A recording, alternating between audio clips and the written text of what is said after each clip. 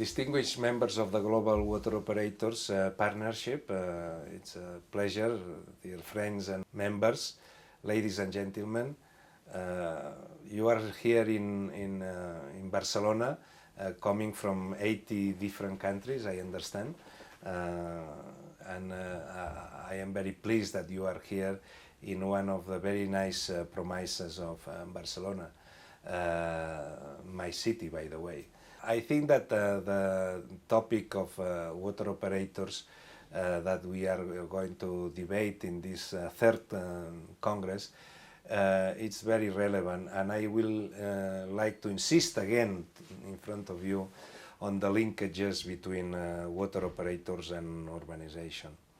In fact, if we look at the history of urbanization, we always see how early in the history of urbanization the management of water was related to the emergency of the local government.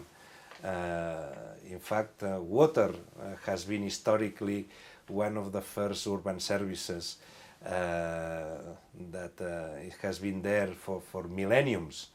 And only in the last 200 years we have seen how other urban services, they have been added to these lists, like electricity, energy, gas, telecommunications, which they constitute the utilities in the urban area.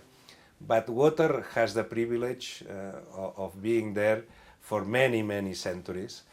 And hopefully we have learned quite a lot about this evolution of co-evolution of water operators and urbanization and urban governments in parallel for many centuries.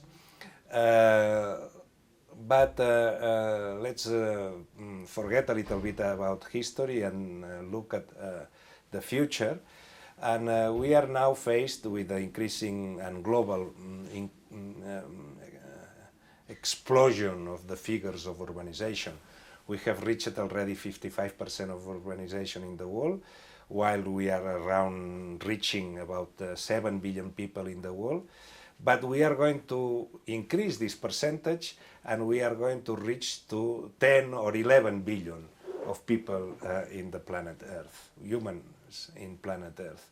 That means that if we are going to increase the people and we are going to increase the percentage of people urbanized, the figures affecting urbanization are astronomical. In fact, it's expected that in the next 30, 40, 50 years, in the next short historical period, we are going to double the figure of people being urbanized, from the current level of 3-point-something billion to more than 6.5 billion urbanized. This is a huge challenge. But it's not just a challenge in terms of quantity. I think that most important, it's a challenge in terms of quality, because we have seen that the current model of urbanization that is being mostly practiced around the world, it's a model of urbanization that has some problems. In fact, we know that it's a model that is not environmentally sustainable. And that is something that in the climate change conference this year in Paris probably will come up as a clear point. The current model of urbanization is not environmentally sustainable.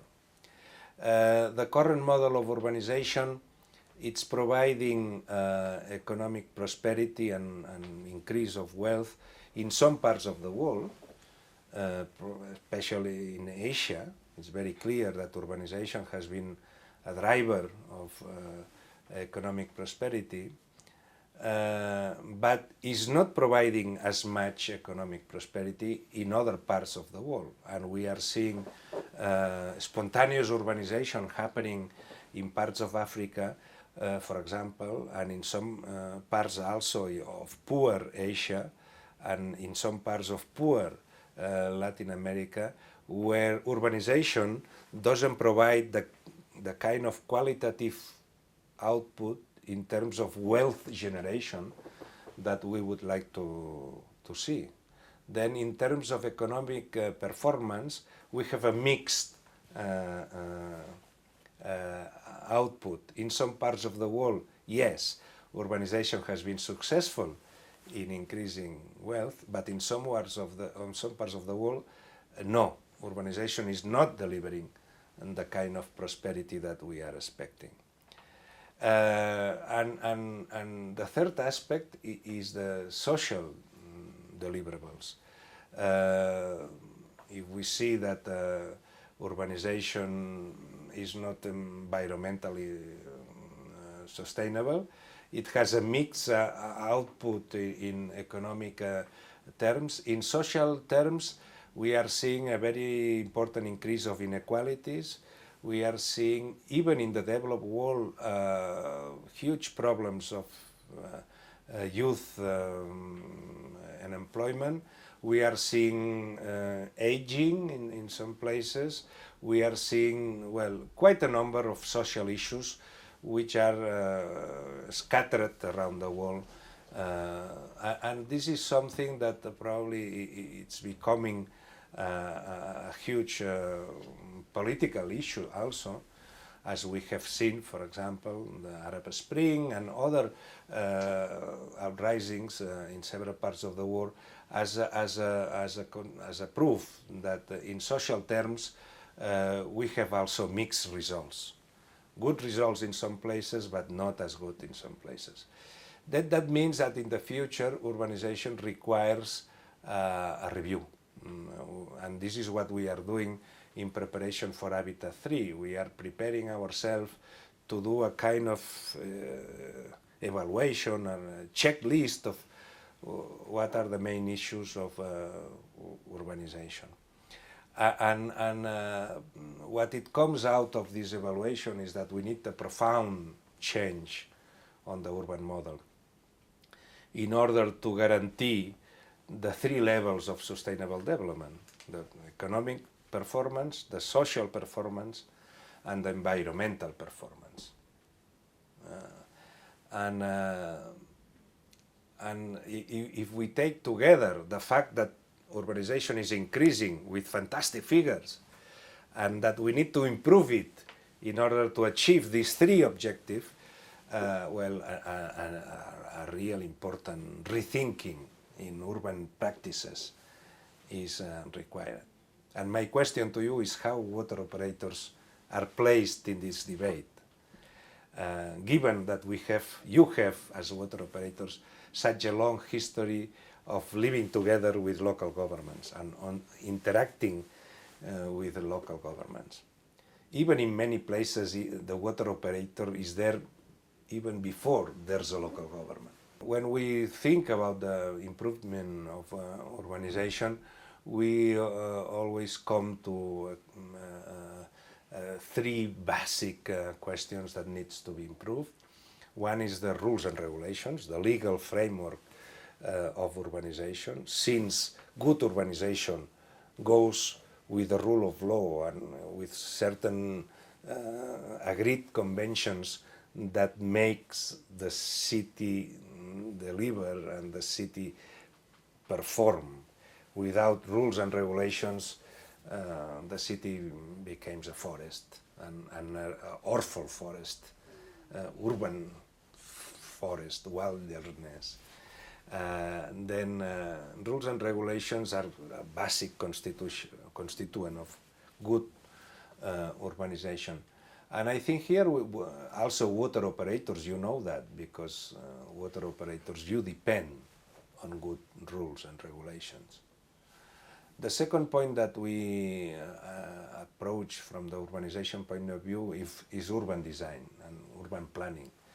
Urban design and planning, it's a fundamental element for a good urbanization. Without it, with the spontaneous urbanization and planned urbanization, we usually obtain urban fabric which is doesn't deliver. then we need, in terms of governance, capacity to plan, urban plan. And here is where the linkage with water operators is also very important. How are you linking with urban planning? How are you teaming up with the local governments in order to improve urban planning? A city which is well planned, it's a win-win situation. It's a win for the water operators because you have bigger size, you have more value, you have more, you can deliver more with less investment. And also, of course, it's a win for the population and for the local government. Then urban planning is not just a question of the local government and the community. It's something that I will like water operators to be more involved. And the third basic pillar of urbanization is financial design, municipal financial design. We cannot run a city without a basic financial design. And I don't need to stress how important that is to you, because water operators and in general utilities, you know how important is the sound financial design for you being able to deliver your services. But what is not as clear, especially in many parts of the world, is that the city also requires this financial design. And it's very important that you help also the cities, especially in the emerging economies, in the least developed country, in our endeavor, in our effort to convince them about the soundness of even the initial financial design to be there in order to allow for the urbanization to deliver. With that, I will like to finish in order to convey to you the message that we need to invest in this win-win relationship between water operators, urbanization, local authorities, in order to team up and create the virtuous circle of prosperity and well-being for our citizens, hand in hand, urban service operators and local governments. Have a good meeting and also, if possible, enjoy a little bit Barcelona.